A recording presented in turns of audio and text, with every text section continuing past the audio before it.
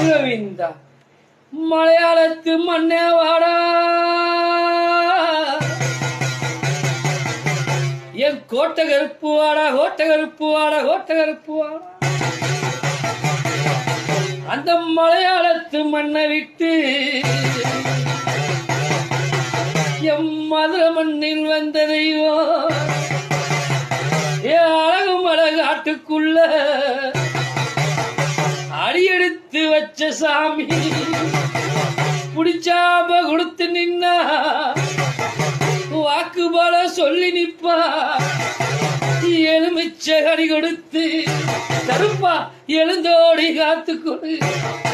M 18 படி அழகு கருப்பான அழைக்கிலையே ஓடி வந்து காத்தவனே